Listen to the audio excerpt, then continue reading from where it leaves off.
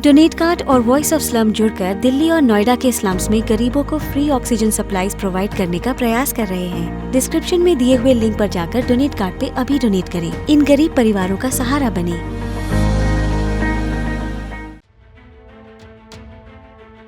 रीवा में एक तरफा प्यार में दो बच्चों का पिता हैवान बन गया।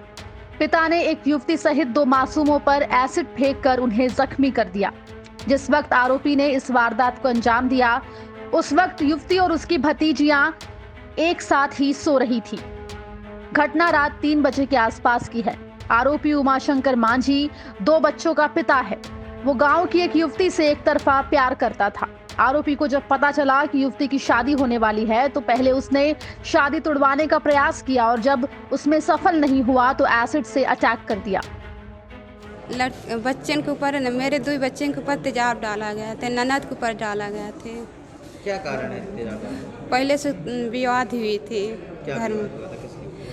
गैस घर में रही चोरी हो गई थी, इसीलिए कह रहे हैं घर वाले तो अपने की शंका करिए तो गाड़ी गुप्ता वो करे तो इसीलिए है तो घर में वादा करे रहा, कहा घर वालों के कहे रहा तो ऐसा विनाश करब काहो लाए नहीं रहा। लड़का कहाँ का रहने वाला है आरोपी? वहीं गांव के पनासिन के। क्या नाम है लड़के का? उमाशंकर। कितने लोग घायल हुए हैं? तीन लोग घायल हुए। हाँ, 2 बच्ची हमारी ननद। कब घटना हुई है ये? 3 बजे रात।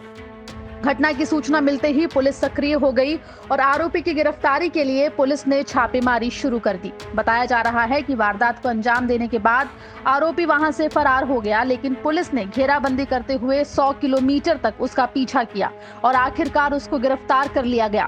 बताया जा रहा है कि आरोपी ने एक ज्वेलर से एसिड खरीदा था। जने थाने के अंतर्गत एक गांव है, वहाँ का मामला है। दोनों एक दूसरे को बहुत पहले कई सालों से जानते थे और उसके बाद जब लड़की की शादी कहीं और होने लगी तो ये जो लड़का था ये शादीशुदा था पहले से। इसकी पत्नी है, 2 बच्चे हैं। इसके बाद भी इस लड़की से इसका संपर्क संबंध था। लड़की को भी जानकारी थी सारी चीज़ों के बारे में। जब लड़की की शादी कहीं तय हो गई तो लड़की ने उसको उसके बाद फिर साथ में रहने से मना किया। उस बात पर से इसने रंजिशन बस मौका देख के और उसके घर गया। पिछले करीब 6-7 दिनों से लगातार प्रयास कर रहा था कुछ बातचीत करने का, कुछ उसके नुकसान पहुंचाने का, ऐसा अभी पूछताछ के दौरान बता रहा था। कल रात को इसको अवसर मिला। तकने के बाद इसने देखा कि कमरे के अंदर है और उसके बाद फिर ये उसके मकान के ऊपर चढ़ा और खपड़ा हटा के उसने ऊपर से एसिड डाला, जिसमें उस लड़की के ऊपर उसके साथ सो रहे उसकी भतीजियों के ऊपर एसिड डाला है। और पुलिस के द्वारा आरोपी को तो गिरफ्तार कर ही लिया गया है। साथ ही जो आहत है इसमें वो लड़की और उसकी परिवार की भतीजियाँ, उनको जो आवश्यक सहायता शासन की तरफ से हो सकती है उसको मुहैया कराई जा रही है। उसको उपचार की व्यवस्था करा दी गई है सुबह से। हमारे फिलहाल तीनों घायलों को इलाज के लिए अस्पताल में भर्ती करा दिया गया है, जहां तीनों की हालत स्थिर बनी हुई है। अभी 3 बच्चियां आई हैं, एक उनमें से वयस्क है और 2 नाबालिग हैं। तो ये त्योंथर CHC जो हमारे सामुदायिक स्वास्थ्य केंद्र है वहाँ से रेफ़र किया गया है इनको। इनके चेहरे पर कुछ कोरोसिव सब्सटेंस जैसे कुछ जलने के निशान हैं, तो इस कारण से उनका परीक्षण कराया गया है। एक बच्ची के आँख में बाहर से कुछ समझ में आ रहा था, तो इस कारण से आई स्पेशलिस्ट को बुलाया गया है, उनकी भी जांच कराई गई है। इसके साथ साथ में प्लास्टिक सर्जन जो हमारे हैं डॉक्टर सौरभ सक्सेना, उन्होंने तीनों का परीक्षण कर लिया है।